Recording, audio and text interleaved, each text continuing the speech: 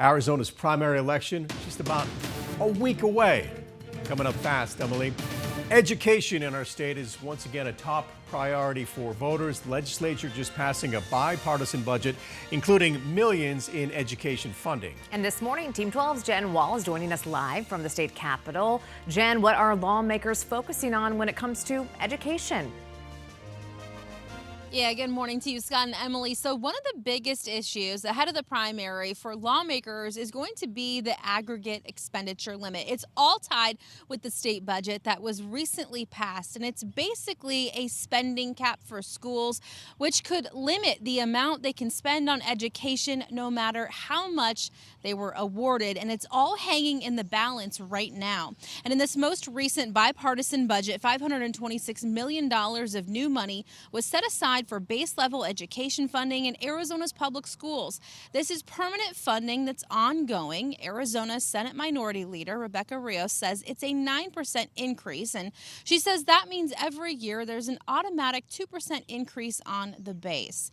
Arizona Republican Senator J.D. Mesnard says he's pleased overall with the education investment, and Senator Rios adds both sides of the aisle coming together was a win for public education in Arizona.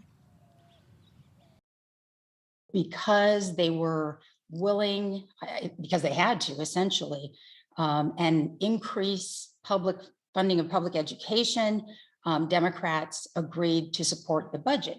And we were quite excited. I mean, at the end of the day, we were able to get an additional $526 million into what is called the base. This budget makes a sizable investment into education. In fact, it's the last sort of major investment was a bill I ran a few years ago that was the 20% teacher pay raise. So definitely a lot there for special needs students, for career and technical education, just baseline funding that we hope will go towards our hardworking teachers. So all around, I thought it was a lot, but I thought it was invested in good areas.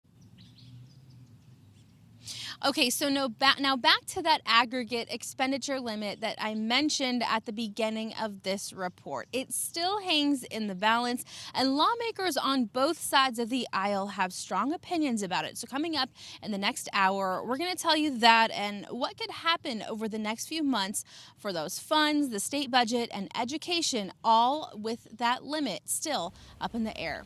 For now, live from the state capitol, Jen Wahl, Today in AZ. Jen, thank you.